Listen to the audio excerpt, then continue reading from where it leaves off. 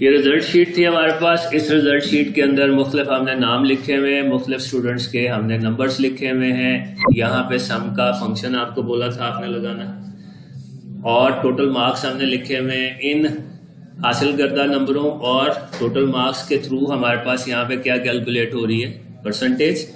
इस कॉलम के अंदर अगर आप परसेंटेज को देखोगे तो 53, 64, 63, 68, और नीचे ये कुछ हमारे पास स्टूडेंट्स हैं। एक नालायक है, एक ज़्यादा नालायक है, एक बहुत ज़्यादा नालायक है। तो जो सिंपल नालायक है उसके 32% नंबर आए, उससे ज़्यादा नालायक 22% और बहुत ज़्यादा नालायक 9%। यहाँ पे हम निकालना चाह रहे हैं पास या फेल इस रिजल्ट के अंदर।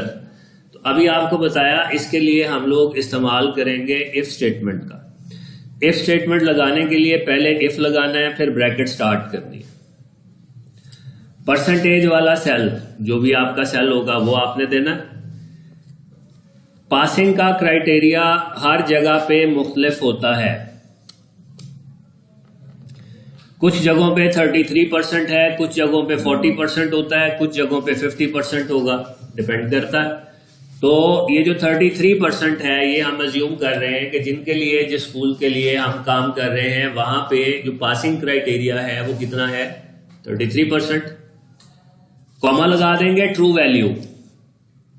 अगर टेक्स्ट होगा ट्रू वैल्यू के अंदर तो आपने इन्वर्टेड कॉमास के अंदर जो है वो लिख देना, उसको इन्वर्टेड कॉमास क्लोज कर देना।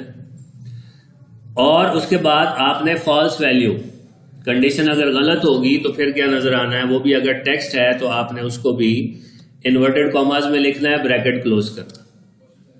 ठीक है, एंटर का बटन प्रेस कर दें। अब देखें परसेंटेज कितनी है, 53%।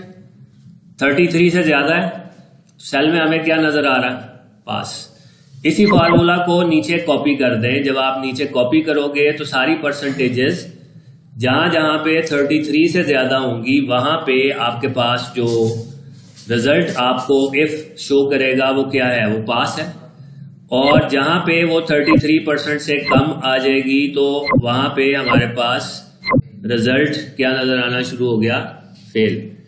पहला काम हमने अभी ये सीखा है इफ स्टेटमेंट का, कि हम दो में से कोई एक वैल्यू कंडीशन के मुताबिक सेल में शो करवा सकते हैं। दूसरी एग्जांपल आपको ये दी थी कि आपके पास अगर बिलफर्स यहां पे सैलरी लिखी हो और यहां पे आपने कैलकुलेट करना हो उसका टैक्स। सैलरीज हम जो है यहां पे मुख्तलिफ लिख देते हैं। 56,000 हमने लिख दिया, 34,000 हमने लिख दिया, 41,000 लिख दिया, इसके बाद हमने 62,000 लिख दिया। मुख्तलिफ लेवल की जो सैलरीज हैं वो हमने यहां पे लिख दी। टैक्स कैलकुलेट करना है, सिंपल अगर टैक्स कैलकुलेट करना है तो उसका फार्मूला आपको बताया हुआ है। सैलरी या अमाउंट वाला सेल कितने परसेंट, हम 10% कैलकुलेट करना चाहते हैं, दोनों को मल्टीप्लाई करते हैं, आपको उसका 10% मिल जाता। ठीक है, इस फार्मूला को अगर आप नीचे कॉपी करोगे तो आपको आइडिया होगा, सारों के लिए टैक्स की अमाउंट कैलकुलेट हो जाती है। बट हम इसको भी कंडीशनल करना चाह रहे हैं। जिनकी सैलरीज 50,000 से कम है उनके लिए टैक्स की अमाउंट नहीं आनी चाहिए। ठीक है, अब जब हमने ये काम करना है तो इसके लिए भी हमें किसका इस्तेमाल करना पड़ेगा, इफ का इस्तेमाल करना पड़ेगा। अब यहां पे हमने लिख दिया, अगर सेल आपने दे देना है इस दफा सैलरी वाला, लिमिट आपने बतानी है किस लिमिट से ज्यादा होनी चाहिए आपकी सैलरी, ग्रेटर देन और इक्वल टू। लिमिट हमने बता दी यहां पे 50,000 की, कंडीशन हमने दे दी।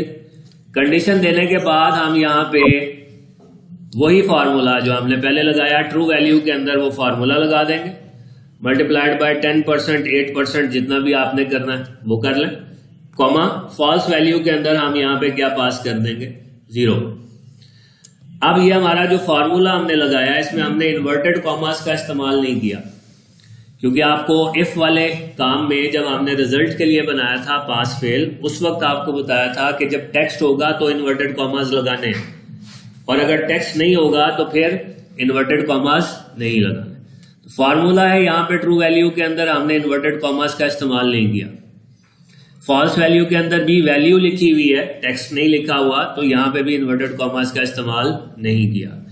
एंटर प्रेस करें, देखें यहां से सैलरीज जो उस लिमिट को क्रॉस कर रही हैं वहां पे टैक्स कैलकुलेटेड है, जो उस लिमिट से नीचे हैं सैलरीज वहां पे टैक्स की अमाउंट क्या नजर आ रही है हमें, 0।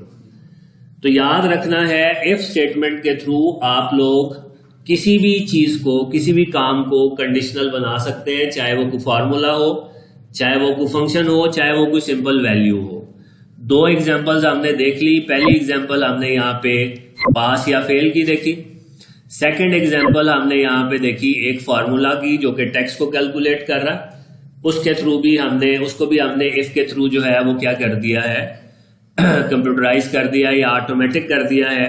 जिनकी सैलरीज एक लेवल से डाउन हो जाएगी वहां पे टैक्स की अमाउंट 0, और जिनकी सैलरीज उस लेवल से अप है उनके लिए टैक्स की अमाउंट कैलकुलेट होगी।